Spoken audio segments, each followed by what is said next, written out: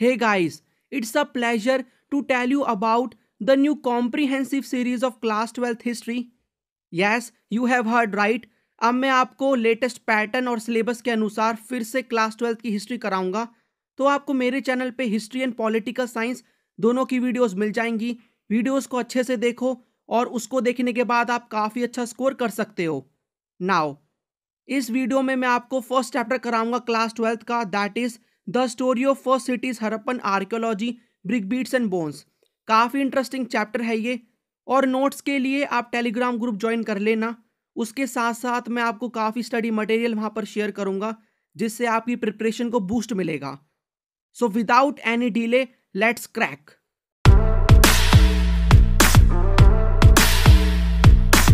अगर आप चाहते हो मेरी सभी वीडियोस का नोटिफिकेशन आपको मिले, चैनल को सब्सक्राइब करके बेल आइकन ऑन कर लेना। इससे आपको सभी वीडियोस का नोटिफिकेशन मिल जाएगा और आपकी कोई भी वीडियो मिस नहीं होगी। नाउ फर्स्ट ऑफ ऑल हम इस चैप्टर में पढ़ेंगे क्या? तो देखो, हमारा जो चैप्टर का नेम है वो है ब्रिक बीट्स एंड बोन्स। हम यहाँ पर क्या पढ़ेंगे? आज हम इस चैप्टर में ये जानेंगे कि बहुत बड़ी सिविलाइजेशन डेवलप हुई थी अराउंड 2600। ये सिविलाइजेशन कैसी थी, इसकी पूरी लाइफस्टाइल के बारे में हम जानेंगे।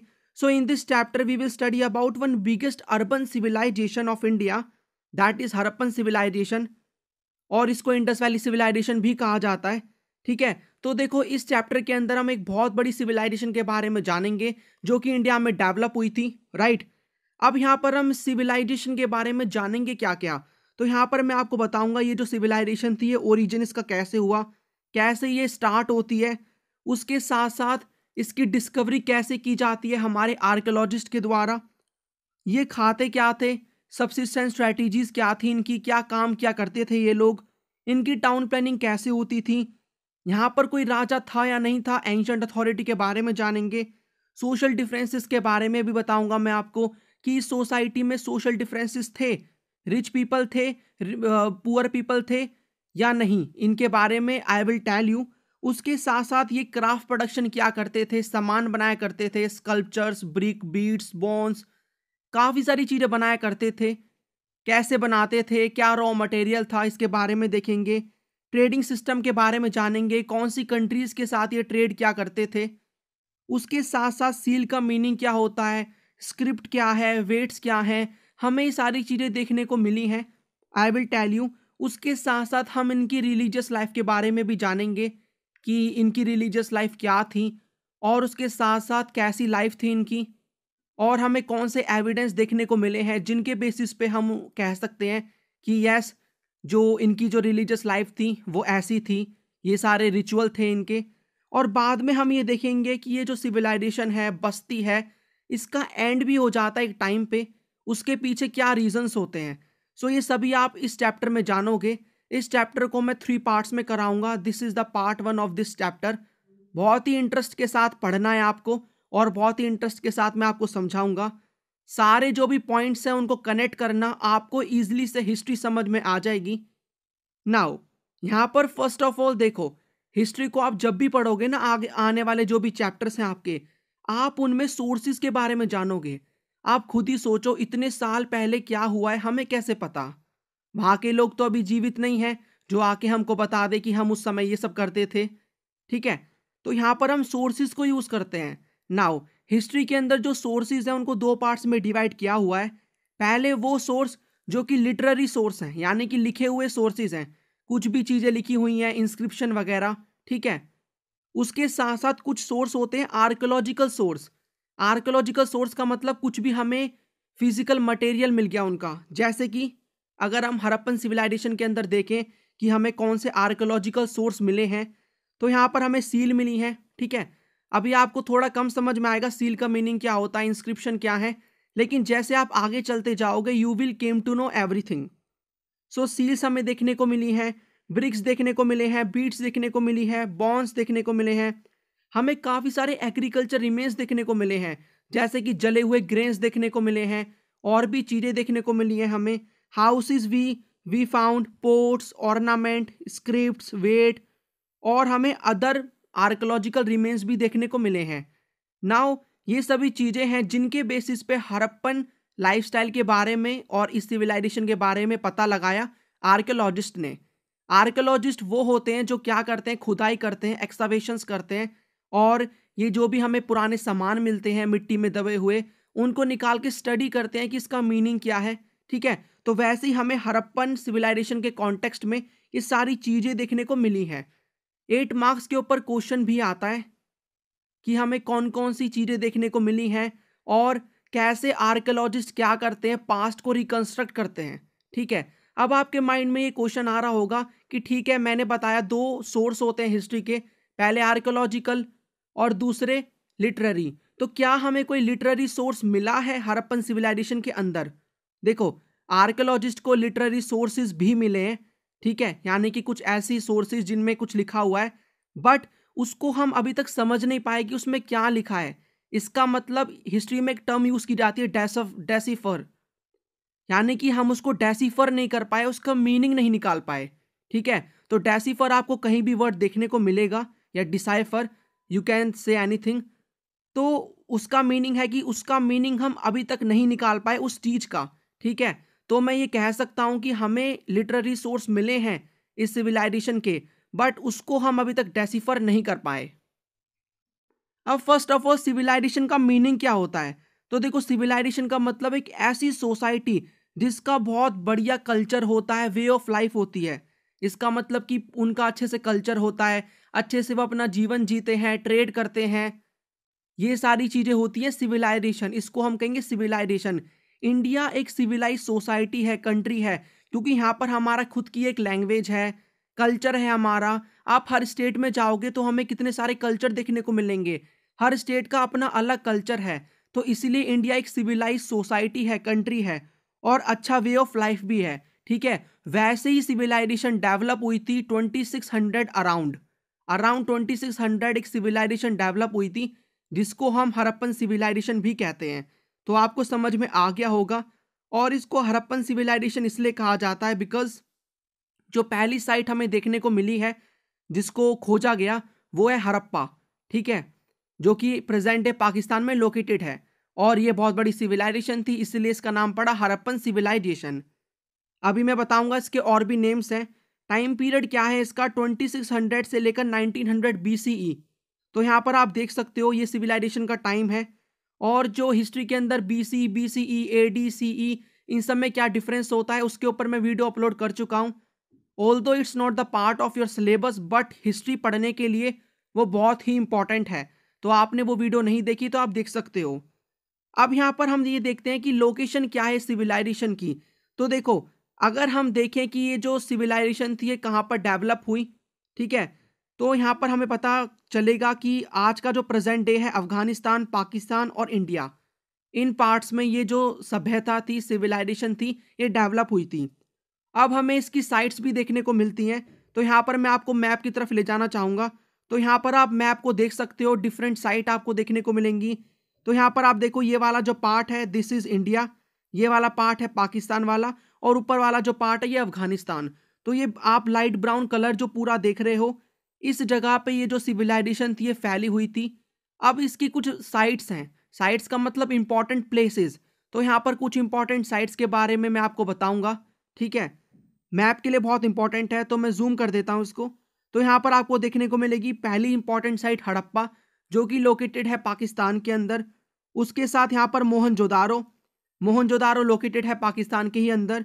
उसके साथ साथ बानावाली हरियाणा के अंदर, कालीबंगन राजस्थान के अंदर, और यहाँ पर आपको गुजरात के अंदर भी काफ़ी साइट्स देखने को मिलेंगी, जैसे कि धोलावीरा, लोथल। ठीक है, तो ये कुछ इंपॉर्टेंट साइट्स हैं, इनके ऊपर काफ़ी बार क्वेश्चंस आते हैं, आपको मैप में मार्क करना होता है। ठीक है, तो मैं आपको टेलीग्राम ग्रुप में जब PDF भेजूंगा इस चैप्टर की, तो मैं वहाँ पर आपको मैप भी भेज दूंगा। आप वहाँ से पढ़ सकते हो, समझ सकते हो कौन सी साइट्स हैं, and you can practice that. ठीक है, उसके साथ साथ यहाँ पर आपको समझ में आ गया हड़प्पा, मोहनजोदारो, ये कुछ इंपॉर्टेंट साइट्स हैं।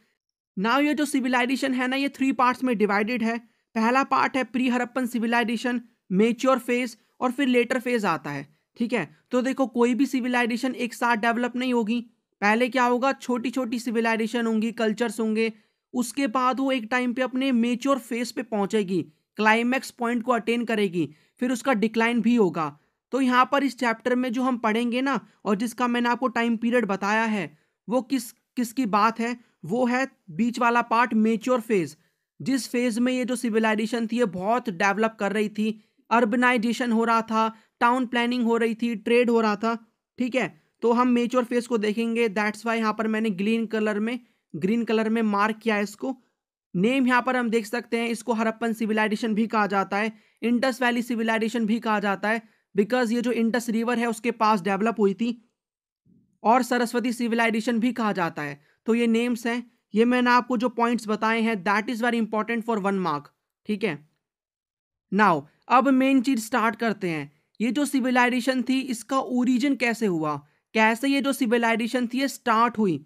तो देखो यहां पर मैं आपको ये बता दूं कि कोई भी इतनी बड़ी सभ्यता एक साथ डेवलप नहीं होगी। पहले क्या था, इंडिया के अंदर छोटे छोटे कल्चर्स थे। ठीक है, अब होता क्या है, ये छोटे छोटे कल्चर्स जो होते हैं ये धीरे धीरे करके अपने आप को डेवलप करेंगे, गांव से शहर में जाएंगे, और उसके बाद धीरे धीरे करके ये बहुत बड़ी सिविलाइजेशन डेवलप होगी।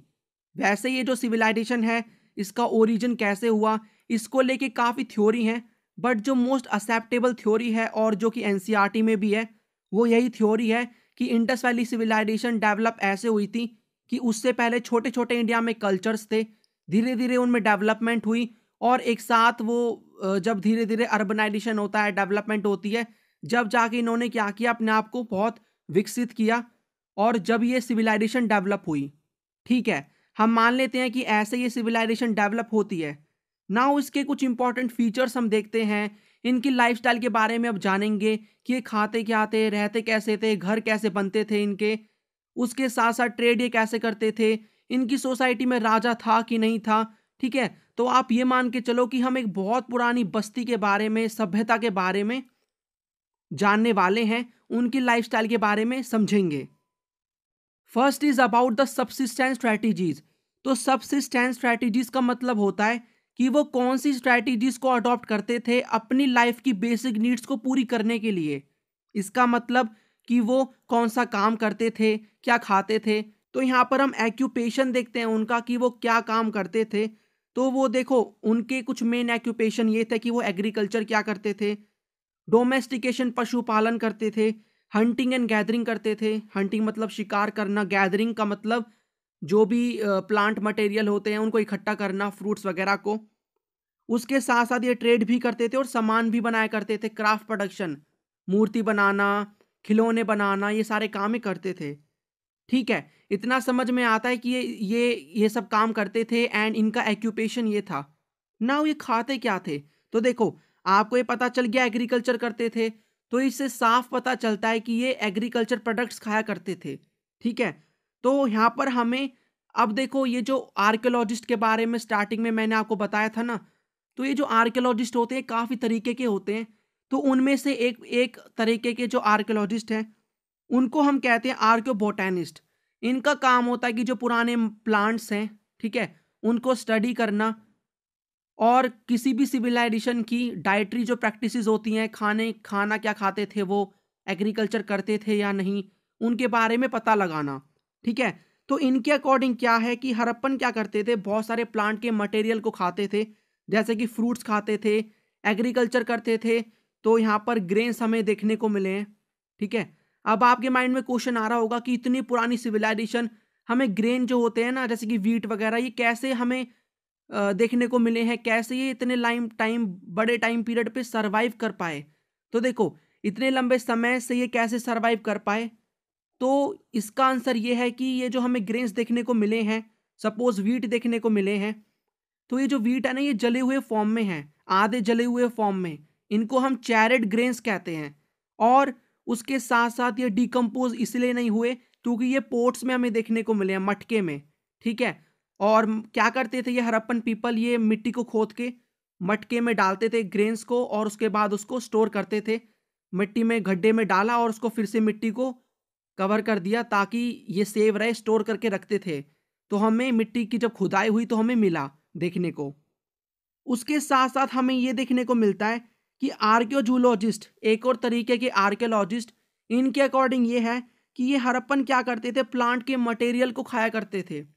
प्लांट के मटेरियल को, जैसे कि फिश खाते थे, मीट खाते थे। अब मीट देखो, ये हंटिंग कर रहे हैं तो ये क्या करते थे, मीट खाया करते थे। उसके साथ साथ ये डोमेस्टिकेशन कर रहे हैं, काऊ का डोमेस्टिकेशन कर रहे हैं, तो वो क्या करते थे, मिल्क हो गया, ये सब चीज़ें वो ईट करते थे। नाउ अब हमें एक चीज़ पे फोकस करना है, एग्रीकल्चर पे। हमें ये समझ में आ गया कि ये जो पीपल थे ये एग्रीकल्चर करते थे, काफ़ी सारे जो ग्रेन्स हैं उनको उगाते थे, क्रॉप्स को उगाते थे। तो हमें कौन से एविडेंस देखने को मिले हैं जो ये बताते हैं कि ये एग्रीकल्चर करते थे? Let's see them. तो हमें ये सारे एविडेंस देखने को मिले हैं जिनके बेसिस पे हम ये कह सकते हैं कि हड़प्पन पीपल क्या करते थे, एग्रीकल्चर करते थे। तो पहले हमें चैरेट ग्रेन्स देखने को मिले हैं, ठीक है। उसके साथ साथ हमें टेराकोटा स्कल्पचर देखने को मिला है बुल का। यानी कि टेराकोटा क्या होती है, बंट क्ले। जो क्ले होती है उसको अगर जला दिया जाए उसे टेराकोटा कहेंगे। तो हमें टेराकोटा का क्या देखने को मिला है, बुल देखने को मिला है। यानी कि इन्होंने बना रखी है छोटी सी मूर्ति क्ले को यूज करके, टेराकोटा को यूज करके। अब इससे क्या समझ में आता है? तो देखो, इससे ये समझ में आता है कि उस समय बुल के बारे में जानकारी थी लोगों को। अगर उनके उनकी उसके बारे में जानकारी है तभी तो लोग उसको बना रहे हैं और हमें मिल रहा है।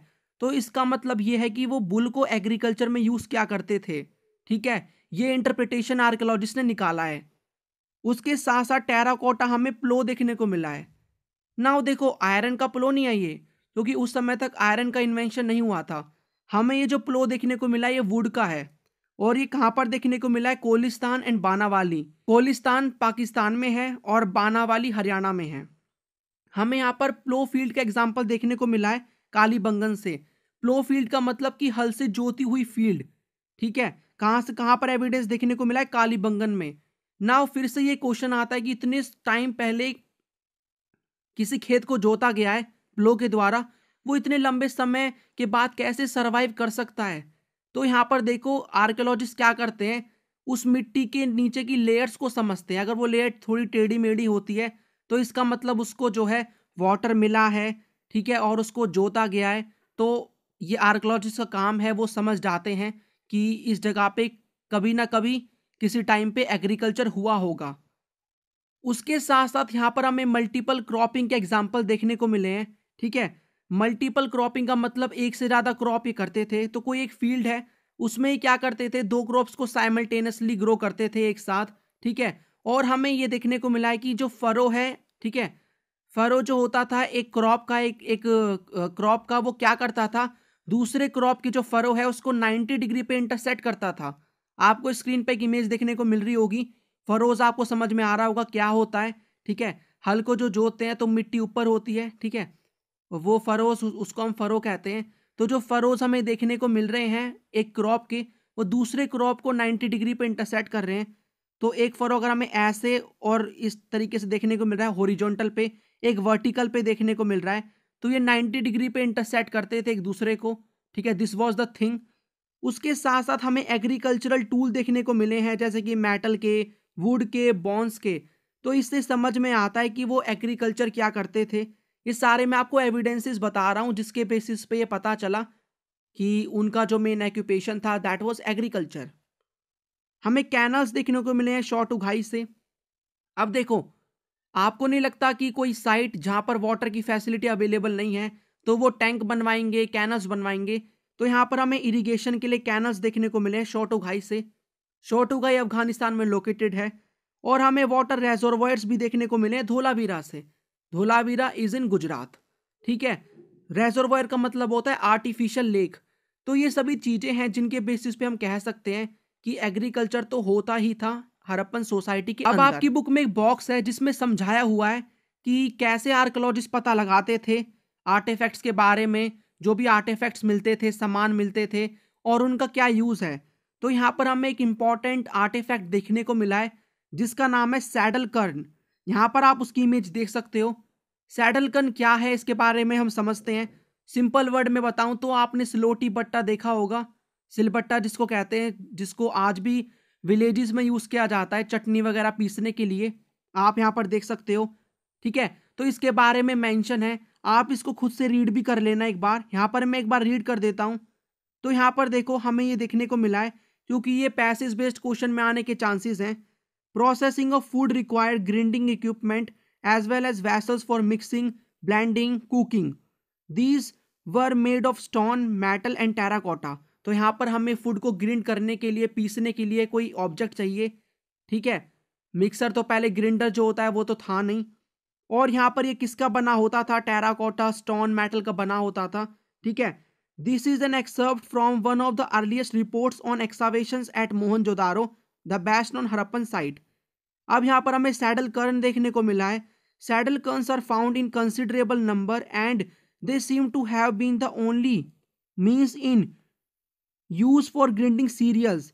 तो जो भी मसाले हैं उनको पीसने के लिए यूज किया जाता था। यहाँ पर मैं आपको सिंपल वर्ड्स में बताऊं तो इस पैसेज में यही लिखा गया है पैराग्राफ में कि यहाँ पर क्या होता था, एक ऊपर का ऑब्जेक्ट होता था, ठीक है।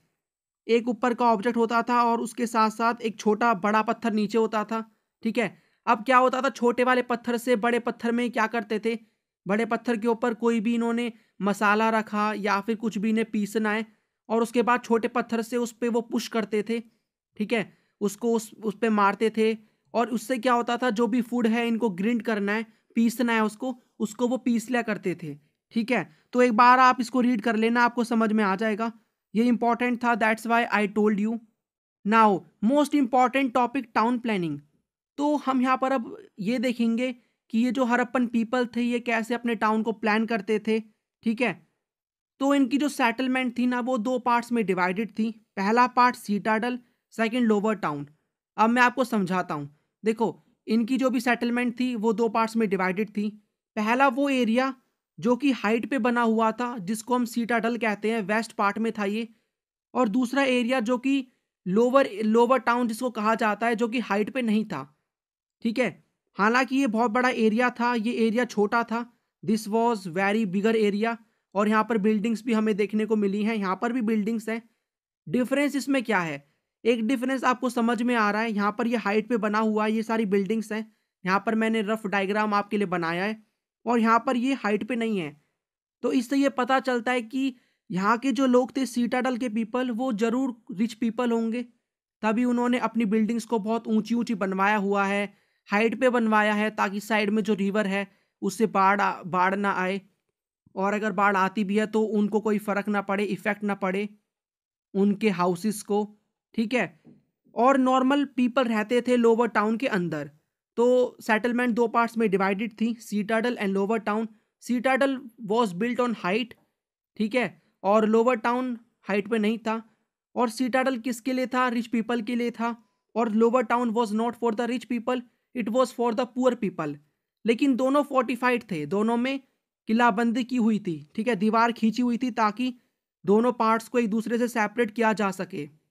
एक मोस्ट इंपॉर्टेंट पैराग्राफ जो कि टाउन प्लानिंग का पार्ट है, जो कि बहुत कुछ कह जाता है, उसको आप देखो। The lower town was also walled, several buildings were built on platforms which served as foundations. It has been calculated that if one laborer moved roughly a cubic meter of earth daily just to put the foundations in place, it would have required 4 million person days. In other words, mobilizing labor on a very large scale. इसका मतलब ये है कि देखो, आपको पता है कि बड़े बड़े प्लेटफॉर्म्स बनाए जाते थे मिट्टी के, उनके ऊपर बिल्डिंग बनती थी, ठीक है।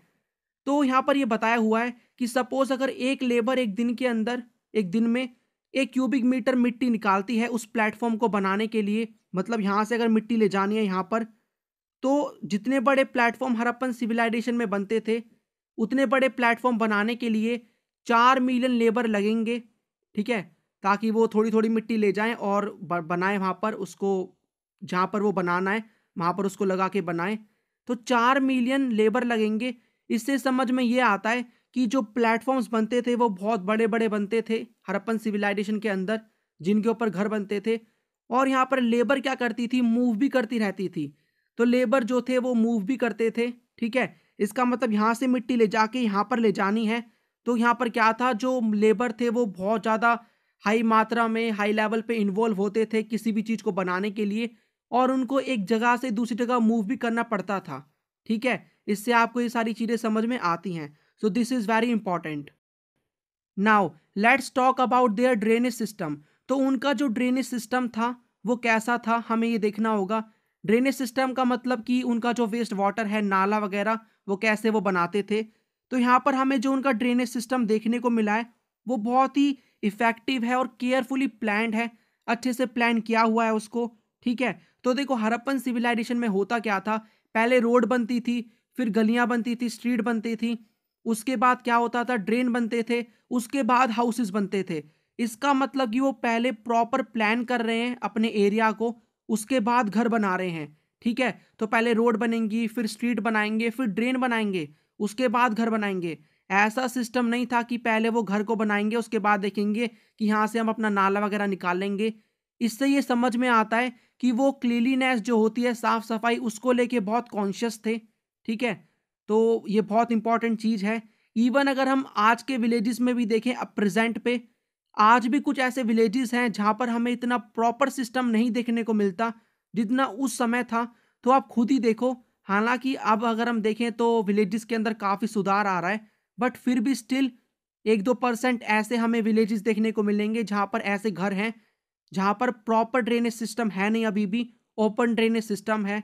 तो आप खुद ही सोचो, इतने पुराने लोग, उनका माइंड कितना डेवलप था, कितना वो सोचते थे और कितनी बढ़िया ये सिविलाइजेशन थी। तो यहाँ पर हमें जो देखने को मिला है ड्रेनेज सिस्टम, वो ग्रिड पैटर्न शो करता है। ग्रिड पैटर्न का मतलब कि जो हाउस के ड्रेन होते हैं वो क्या करते हैं, वो इंटरसेक्ट करते हैं स्ट्रीट के ड्रेन को राइट एंगल पे। यहाँ पर मैंने फिर से रफ डायग्राम बनाया हुआ है, आपको अच्छे से समझ में आ जाएगा। सपोज ये सारे घर हैं 4, ठीक है। अब यहाँ पर हर घर से क्या एक नाला निकल रहा है, और वो गली का जो नाला, ये गली की एक ड्रेन है, ठीक है। और इसको ब्रिक से कवर किया हुआ है ताकि टाइम टू टाइम इसको ब्रिक को हटा के इसको निकाल के साफ भी किया जाए। ठीक है, तो घर से नाला निकलता था और वो क्या करता था, जो गली का नाला है उसको 90 डिग्री पे इंटरसेक्ट करता था। This is what the grid pattern is. ठीक है, हर हाउस के अंदर आपको यही देखने को मिलेगा। उसके बाद क्या होता था, यहाँ पर एक संप भी बनाते थे ये। ठीक है, संप क्या होता था, इस टाइप का स्ट्रक्चर होता था जहां पर जो भी सॉलिड वेस्ट है वो सेटल हो जाएगा और जो लिक्विड वेस्ट है वो आगे के ड्रेन्स में जाएगा और लेटर ऑन बाद में किसी रिवर में फ्लो हो जाएगा, उसको किसी रिवर में छोड़ दिया जाता था। ठीक है, आपकी बुक में फिर से एक और बॉक्स है जो कि बहुत इंपॉर्टेंट है, सोर्स बेस्ड क्वेश्चन में आ सकता है। ठीक है, यहाँ पर क्या है, इसमें ड्रेनेज सिस्टम के बारे में बताया हुआ है अर्नेस्ट मैके ने। अर्नेस्ट मैके क्या है, एक आर्कियोलॉजिस्ट थे। इन्होंने ड्रेनेज सिस्टम के बारे में लिखा हुआ है, बताया हुआ है कि कितना प्रॉपर और इफेक्टिव ड्रेनेज सिस्टम था। मैं आपको रीड करके दिखा देता हूँ, बता देता हूँ एक बार कि इन्होंने क्या मेंशन किया है, आपको समझ में आएगा। वैसे जो मैंने आपको अभी बताया है ड्रेनेज सिस्टम के बारे में, वही इसमें एक्सप्लेन किया हुआ है। The most ancient system yet discovered. ठीक है, अबाउट द ड्रेन्स मैके noted, it is certainly the most complete ancient system as yet discovered. Every house was connected to the street drains. The main channels were made of bricks set in mortar and were covered with loose bricks that could be removed for cleaning. ठीक है, तो क्या था, जो drain था उसमें ईंटों को लगाया हुआ था ताकि उसको लेटर ऑन बाद में जब भी क्लीन करना है उसको क्लीन किया जाए। उसके साथ साथ in some cases limestone was used for the covers. ठीक है, तो लाइमस्टोन को वो कवर्स के लिए यूज करते थे। House drain first emptied into a sump और cesspit into which solid matter settled while waste water flowed out into the street drain. ठीक है, तो सम्प में क्या होता था, जो सॉलिड वेस्ट है वो कलेक्ट हो जाया करता था और लिक्विड वेस्ट फ्लो करता रहता था आगे, और लेटर ऑन वो जाके क्या होता था, किसी भी रिवर में गिर जाया करता था। ठीक है, उसके साथ साथ यहाँ पर यह भी बताया हुआ है कि जो ड्रेनेज सिस्टम था वो खाली बड़ी बड़ी साइट्स में नहीं था, छोटी छोटी साइट्स में भी हमें देखने को मिला है। Drainage system was not unique to the larger cities but were found in smaller settlements as well. At Lothal for example, while houses were built of mud bricks, drains were made of burnt bricks. तो यहाँ पर ये जो drainage system था, ऐसा नहीं है कि ये बड़ी बड़ी सिटीज़ में था, छोटी छोटी हमें सिटीज़ में, साइट्स में भी देखने को मिला है, जैसे कि लोथल जो कि गुजरात के अंदर लोकेटेड है। यहाँ पर क्या था, यहाँ पर जो भी हमें घर देखने को मिले हैं वो कच्ची ईंटों के हैं, बट जो हमें यहाँ पर ड्रेन्स देखने को मिले हैं वो किसके बने हैं, पक्की ईंटों के। इसका मतलब कि ड्रेन पे वो बहुत अच्छे से फोकस करते थे ताकि साफ सफाई अच्छे से रहे, बीमारी वगैरह ना फैले। इसको आप एक बार जरूर रीड करना। उसके साथ साथ अब हम देखेंगे इनके जो हाउसेस थे वो कैसे बनते थे, इनका डोमेस्टिक आर्किटेक्चर कैसा था। ठीक है, तो यहाँ पर हमें देखने को मिला है कि बीच में कोर्टयार्ड था, आंगन था। उसके साथ साथ हमें चारों साइड पे हमें रूम देखने को मिले हैं, ऑब्वियसली इस साइड भी देखने को मिले हैं हमें रूम्स। ठीक है, अब यहाँ पर क्या है, इस कोर्टयार्ड को, आंगन को, खुले आंगन को वो यूज करते थे। गर्मी के समय हवा खानी है उनको, या फिर उन्हें कोई सिलाई बुनाई करनी है, खाना बनाना है। ठीक है, ताकि हवा लगती रहे ओपन एरिया में। हमें कोई भी ना रूम में विंडो नहीं देखने को मिली। उसके साथ साथ यहाँ पर एक इंपॉर्टेंट चीज मैं आपको बताता हूँ अभी। देखो, यहाँ पर हमें ये देखने को मिला है कि जो इनका गेट था ना घर का, वो डायरेक्ट व्यू नहीं प्रोवाइड करता था अंदर के एरिया का। इसका मतलब कि सपोज आपका घर होगा, तो घर जो है आपका जो घर होगा उसका जो गेट होगा वो सामने खुलेगा। यानी कि अगर वो गेट ओपन है तो गली में जो भी लोग आ रहे हैं जा रहे हैं, वो आपके घर में जो भी एक्टिविटी चल रही है उसको देख सकते हैं आराम से। लेकिन इनका जो सिस्टम था वो कैसा था, यहाँ पर मैंने बताया हुआ है कि ये जो गेट है इनका मेन एंट्रेंस गेट है, यहाँ से अगर ये खुला भी हुआ है तो सामने ये वॉल है। इसका मतलब कि जो भी एक्टिविटी है वो नहीं देख सकते। ठीक है, बाहर के लोग जो भी अंदर एक्टिविटी चल रही है। अब कोई भी पर्सन है, इसी घर का है, वो उसे अंदर जाना है तो वो ऐसे जाके ऐसे जाया करता था। ठीक है, तो इसका मतलब कि वो प्राइवेसी को लेके बहुत कॉन्शियस थे, ताकि बाहर के जो लोग हैं, ठीक है, वो घर में जो भी एक्टिविटीज वगैरह हो रही हैं उसको देखे ना। राइट, और विंडोज का ना होना भी यही शो करता है। उसके साथ साथ हमें हर घर में सेपरेट क्या देखने को मिला है, बाथरूम भी। तो देखो, उस समय, इतने पुराने समय पे हर घर में बाथरूम था। तो ये बाथरूम है, यहाँ पर आप देख सकते हो ये ड्रेन निकल रहा है, जो मैंने आपको अभी बताया था ड्रेनेज सिस्टम, और फिर ये गली के ड्रेन से मिल रहा है ऐसे। ठीक है, सेपरेट रूम फॉर वेल। हमें हर घर में क्या देखने को मिला है, एक रूम तो ऐसा है हर घर के अंदर जो कि किसके लिए इन्होंने यूज कर रहे हैं, उस रूम को वेल के लिए। हमें वहां पर कुआं देखने को मिला है हर घर के अंदर एक रूम पे। ठीक है, तो इसका मतलब कितना अच्छे से वो प्लान करते थे हर चीज को। उसके साथ साथ हमें क्या देखने को मिली है, सपोज कोई घर है वो 2 मंजिल का है, 3 मंजिल का है, तो वहां पर हमें दूसरे मंजिल पे पहुंचने के लिए हमें स्टेयर्स भी देखने को मिली हैं, सीढ़ियां। ठीक है, so this was the domestic architecture of Harappan people. अब मैंने आपको सीटाडल के बारे में बताया था, तो सीटाडल में हमें 2 और स्ट्रक्चर देखने को मिले हैं। पहला है वेयर हाउस। वेयर हाउसेस क्या होते हैं, वेयर हाउसेस गोडाउंस होते हैं, स्टोरेज रूम होते हैं जहां पर कोई भी जो चीजें हैं उनको स्टोर किया जाए।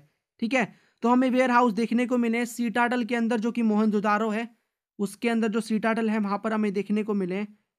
क्या करने के लिए इसको यूज किया जाता था, तो हमें बड़े बड़े स्ट्रक्चर देखने को मिले हैं। आर्कियोलॉजिस्ट ने ये इंटरप्रिटेशन निकाला कि ये जो भी वेयर हाउसेस हमें देखने को मिले हैं, इनको वो क्या करते थे, जो भी एग्रीकल्चर का सामान है उसको वो स्टोर करते थे। तो इससे क्या समझ में आता है, उनकी इकोनॉमी थी सरप्लस इकोनॉमी। इसका मतलब कि वो इतना उगाया करते थे कि जिससे उनकी नीड्स तो सेटिस्फाई हो जाएं, और बल्कि और भी सामान बचे उसमें से, जिसको ये मार्केट में बेच सकें। ठीक है, तो मार्केट में एक साथ तो बेचेंगे नहीं, उसको स्टोर करना पड़ेगा, तो उसके लिए वो वेयर हाउसेस को यूज करते थे। So there economy was surplus, इसका ये कंक्लूजन निकला। उसके साथ हमें ग्रेट बात देखने को मिला है सीटाडल के अंदर। ठीक है, अब ऐसा नहीं है कि जो मैंने आपको सीटाडल और लोवर टाउन बताए हैं कि वो हमें किसी एक ही साइट में मिले हैं मोहनजोदारो में ही। हमें काफ़ी सारी साइट है, उसमें हमें सीटाडल भी देखने को मिला है, लोवर टाउन भी देखने को मिला है। ठीक है, लेकिन एक ऐसी भी साइट है जो कि एक्सेप्शन है, धोलावीरा, जहां पर जो सेटलमेंट है वो 3 पार्ट्स में डिवाइडेड थी। पहला वो हो गया सीटाडल ही। ठीक है, उसके बाद बीच में कौन सा था, मिडल टाउन, और फिर था लोवर टाउन। इसको आपको याद रखना है कि कौन सी ऐसी साइट है जो कि एक्सेप्शन है टाउन प्लानिंग का, यानी कि जो 3 पार्ट्स में डिवाइडेड थी। ठीक है, that is Dholavira. Back to great bath. तो ग्रेट बाथ हमें देखने को मिला है, जो कि क्या है, एक लार्ज रेक्टेंगुलर टैंक है। ठीक है, बात है। उसके साथ साथ ये हमें कहां पर देखने को मिला है, सीटाडल में देखने को मिला है, मोहनजोदारो की सीटाडल में। अब यहाँ पर मैं आपको इमेज से समझाता हूँ।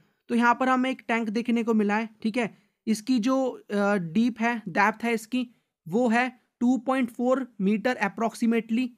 यहाँ पर हमें उसके नॉर्थ वाला एरिया और जो साउथ वाला एरिया उसमें सीढ़ियाँ देखने को मिली हैं, ताकि कोई भी जो पर्सन है वो नीचे आए और यहाँ पर नहा सके अच्छे से। साइड में हमें रूम्स भी यहाँ पर देखने को मिले हैं। ठीक है, तो हमें रूम्स देखने को मिले हैं ताकि कोई भी जो पर्सन है वो वहाँ पर जाके रूम रूम के अंदर क्लोथ्स को चेंज कर सके। और हमें कुछ रूम्स के अंदर हमें वेल भी देखने को मिले हैं, कुएं, जिससे पानी इसमें आता था टैंक के अंदर। और हमें प्रॉपर ड्रेन भी देखने को मिला है, जो भी गंदा पानी है ग्रेट बाथ के अंदर वो बाहर जा भी सके। ठीक है, तो इसका यूज़ क्या था? तो इससे ये पता चलता है कि ये बहुत बढ़िया स्ट्रक्चर था। इसका जो नीचे वाला का एरिया है ना, नीचे वाला एरिया, ये प्रॉपर ब्रिक से बना हुआ था, लाइमस्टोन से, जिप्सम से और मोटार से, ताकि यहाँ पर जो वाटर है वो लीक ना करे। तो बहुत ही केयरफुली इसको बनाया गया था। आर्कियोलॉजिस्ट ने फिर से ये इंटरप्रिटेशन निकाला कि ये छोटा मोटा और एक नॉर्मल बाथ नहीं है, ये जो ग्रेट बाथ है इसको रिचुअल बाथ के लिए यूज़ किया जाता था। और ऐसा माना जाता है कि जो भी इस बाथ में नहाता था, हड़प्पन बिलीफ है, ये उनका फेथ है, तो जो भी इस बात में नहाता था उसके जो भी पाप वगैरह हैं, सिंस हैं, वो माफ़ कर दिए जाते थे, धुल जाते थे पानी के साथ ही। ठीक है, so it was a ritual rectangular bath found in citadel of Mohenjodaro. Steps देखने को मिले हैं नॉर्थ और साउथ की साइड पे। ब्रिक्स का बना हुआ है, मोटार का और सीमेंटिंग का, जिससे वाटर की लीकेज ना हो। रूम्स देखने को मिले हैं, अटैच हैं। ठीक है, काफ़ी सारे रूम्स। वाटर जो है वो नियर बाय के वेल से आता था, जो कि रूम में ही था एक वेल, और इसको इन्होंने क्या किया हुआ है, ड्रेन से अटैच भी किया हुआ है। और it was a ritual bath. इस वीडियो में इतना ही। बाकी के टॉपिक्स मैं आपको पार्ट 2 एंड पार्ट 3 में कवर कराऊंगा। अगर आपको कोई भी डाउट है तो आप मुझसे पूछ सकते हो नीचे कमेंट सेक्शन में। Like this video, share this video. ये है इस वीडियो का end. Thanks for listening and as always God bless you all.